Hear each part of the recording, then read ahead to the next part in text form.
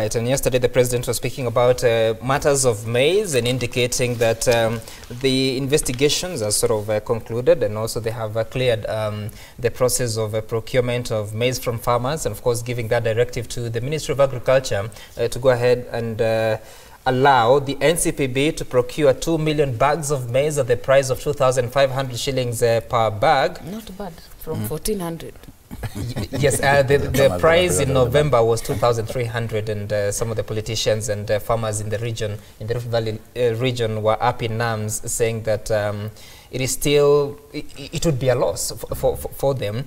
Do you think, Mheshimiwa Kiro, because you said you're a farmer, do you think that now 2,500 shillings per bag is something close to, is it a considerate price for maize that caters for the cost of production? Well, I don't say I'm a farmer, I am. I'm a farmer, and I'm trained also in that field of agriculture. And therefore, I talk with a lot of authority, having been a minister for 5 years and assistant minister for 2 years in the same ministry. Now, a number of things really do arise.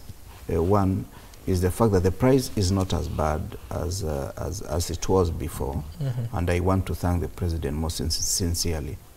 But there are a number of, the main challenge will be, are there going to be prompt payments to farmers so that the middlemen don't exploit them? Number two, the 2 million bags that the president is saying is going to be bought is too small a drop in the ocean that will not be able to manage the market dynamics. Number three, we were made to understand that there was some maize that was supposed to be destroyed. And if it was destroyed, that vacuum should be filled by the grains that are coming from the farmers. And that to me is much more important. Number four is the logistics of delivery. The president was talking about opening so many buying centers. The plots that were for buying centers have already been acquired and converted into private use by individuals, and therefore we will be delivering to the depots, not to buying centers. And therefore we are going to defeat the effort of the president, because if it was a buying center, it would be easy for me to just deliver next door, even with a donkey, and I will have my maize bought. But the other issue of logistics is the question of the parameters. Last year, and those parameters were created for purposes of frustrating farmers. There is the issue of discolored, deceased, and broken maize. The parameters have been clear by international standards. And the question of moisture content.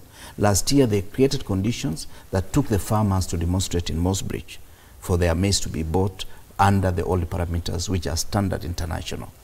Now, if that handling is not properly done, farmers are going to continue getting frustrated. Last year, it could take you 1 month for your tractor or lorry to be on the line before the maize is taken. So the president might be saying that we open the centers, we open the depots, but if you are going to spend 1 month, that means you'll be, for the rest of the month, your tractor will be on the queue and you will not be able to deliver. That is what makes the people you are calling cartels now thrive, because for them, they have no problem. They can afford to keep it in their stores and later on deliver at their own time. So it is a very important thing. And the president is under the illusion that there is pamba harvest. It is not true. There is cyclic problem in terms of maize, what do you call it? Maize harvesting. The moment you find a problem in Ukambani, in South Rift, and in other parts of Kenya, this time, by July, you may hear that we may be forced to import maize. Because there is what we call the normal dynamics, the cross-border business, and so forth. And the region is not getting the best of the... I don't know who is informing the president that there was good rain. Good rain is not necessarily translating into good harvest. It is good climate. It is not just rain alone. And I just want to quote a few things that the president was saying in his statement. He said that this year, this season, 2018-19, there was a harvest of 46 million bags. Also saying that even as the country goes ahead to procure 2 million bags, there is 2.5 million bags that has been carried over from the 2017 harvest. Then said that you're asking the question about destruction of maize that was in stock would sorry? The one that was poisonous. Yes, or allegedly poisonous, because the NCPB refuted that claim.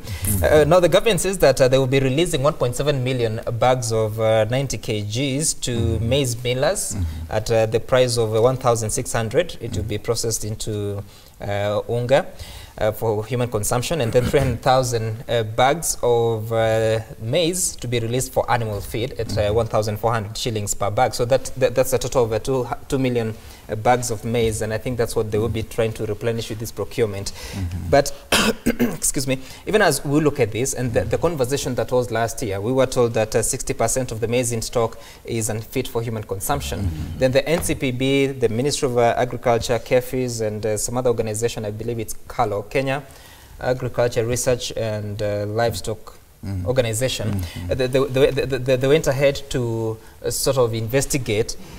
How do you gain the confidence of the public with all that information, with all the information that 60% is unfit for human consumption, and now you're releasing 1.7 million bags to the public for human consumption? 1.7 million should be almost 40% of what is in stock at NCPB stores.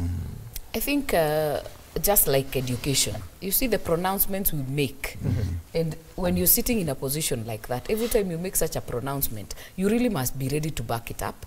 And if you go back on it, or you take an turn about it, you must explain what changed. Because if you say the CS says the maize is poisonous, NCPB says it is not, you know, the public is left wondering, is it poisonous or not? Because that is all we need to know. But I think for maize and for maize farming, and I'm not a farmer like Arab Kirwa, I have pockets in my constituency that do maize. And I'll tell you, this idea of having maize buying centers is really something that can transform this country.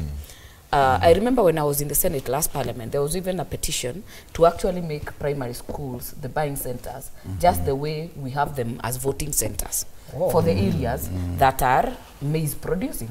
And why is because if last year, beginning of last year, we had a satellite, or rather a center for buying maize in a place called Kiambogo in my constituency for the first time in many years. Their farmers have an institution. They have really protected a piece of land which has a store for them to bring their maize. And they did religiously. But the payment became a problem. And you see, there are farmers who rely on the payment to actually do another season. I have so many who have not done the second season because they were not paid in time. Some have not even been paid today. Some who took it to Nakuru. It became an issue. So that farmer actually stopped because they're in debt. They needed to pay inputs they cannot buy. So I think we must get a way of bringing it closer. I don't know why we are able to make schools voting centers and we cannot use them for. It was a petition by a guy from Nandi, Nandi County, Kericho County. It came to the Senate Committee of Agriculture. I don't know exactly what happened after that, but it was quite an interesting thing that why can't we bring it closer to the people so that the transportation cost and make the payment prompt, simple, because a farmer works like that in a cycle. You take, then you buy input, you sell, you buy input. It's a cycle. So I hope we can be able to. It's an economic activity. Yeah, and we have to, and that is why it takes me some to not making it criminal. Arab Kirwa, for any region to push for development. I may not agree. I may not agree with the way it is done. That's true. And the way the decorum. And I say that in regard to what Moses Kuria said.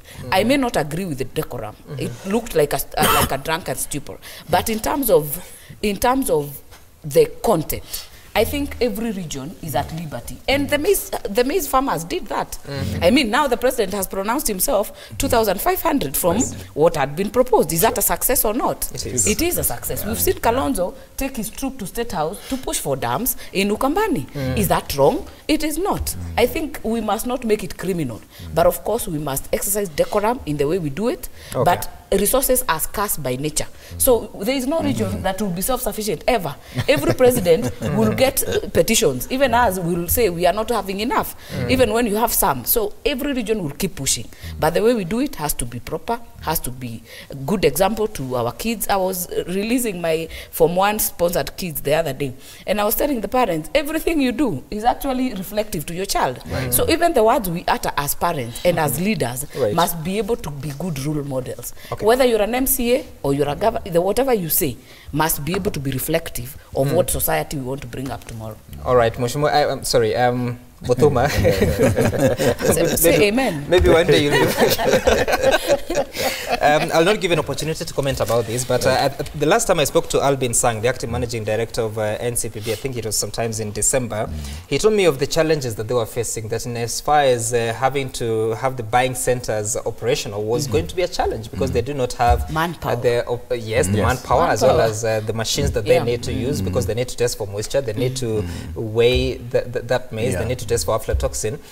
So for mobile buying centers might be a challenge, but of course now the president has spoken. We'll wait and see how that goes.